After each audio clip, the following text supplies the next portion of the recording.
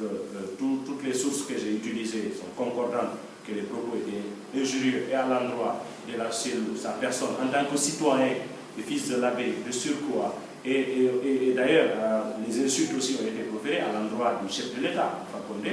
Donc je crois que ce n'est pas normal.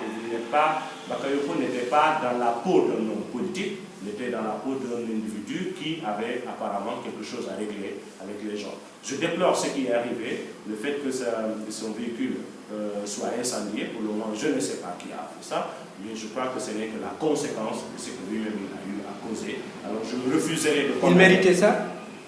Non, je ne pense pas. Je ne pense pas qu'il méritait ça. Peut-être l'idéal aurait été de porter plainte contre lui pour diffamation ou injure, parce que c'est codifié dans le texte. Nous l'avons fait. Quand Mohamed Lamine Kaba a diffamé le Dr Fayami Mono, il s'est senti meurtri dans sa chair.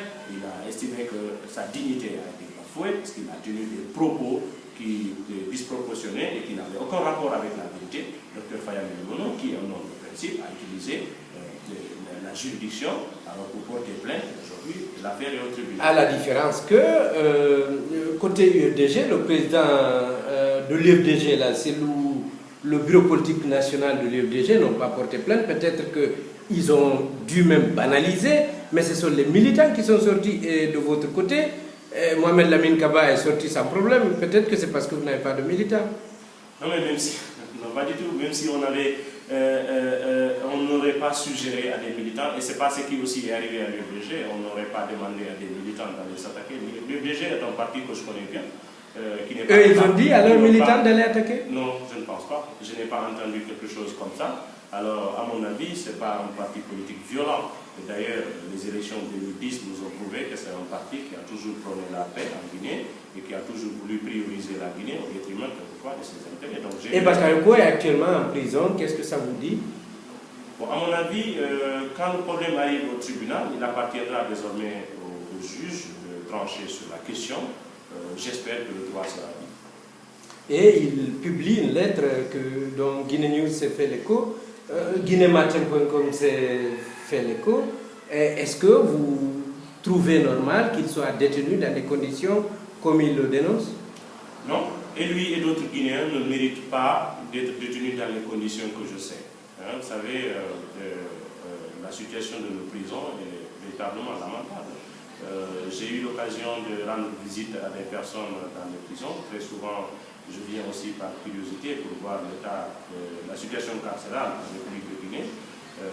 Alors, je déplore que des citoyens, au-delà d'être un acteur politique, que des citoyens soient détenus dans des conditions inhumaines. Vous pouvez voir dans les cellules de prison où ils sont entassés comme s'ils étaient dans des boîtes de sardines, dans des conditions très dégradantes. Alors, je considère qu'il est victime de ce que beaucoup d'autres Guinéens sont victimes. Alors, je le déplore et je pense qu'aucun Guinéen ne mérite, même s'il est sous le coup d'une sanction pénale, alors il ne mérite pas de vivre dans des conditions carcérales que je connais, que j'observe. L'opposition, vendredi dernier, s'est réunie chez Sidia Touré. Sidia Touré aussi qui reçoit de la visite chez lui des hommes identifiés comme étant des militaires. Qu'est-ce que ça vous dit?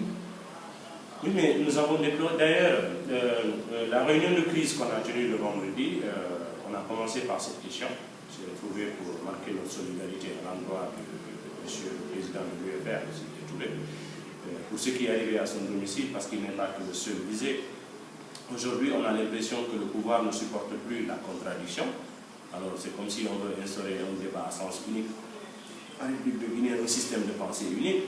Je crois que pour avoir connu ça de par le passé avec le premier régime, les Guinéens ne sont plus prêts à accepter une telle situation.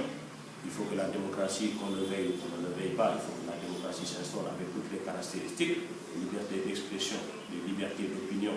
Alors cela doit être garanti, c'est consacré par notre constitution, il n'est pas question qu'on accepte qu'on joue avec cela. Ce qui est arrivé au domicile de M. Sidia Touré, les mêmes menaces sont proférées à l'endroit d'autres leaders d'opinion, Dr Fayami Mono, entre autres, et Kamano, qui est aujourd'hui aussi devant un tribunal pour outrage du chef de l'État. Mais le langage violent, ce qui est à déplorer qu'il y a une sorte de deux poids deux mesures, le président lui-même, je trouve que c'est dommage qu'il n'ait pas un langage républicain. Le discours du président de la République n'est pas un discours républicain. Un exemple? Oui, mais écoutez, le président de la République l'année dernière a eu des propos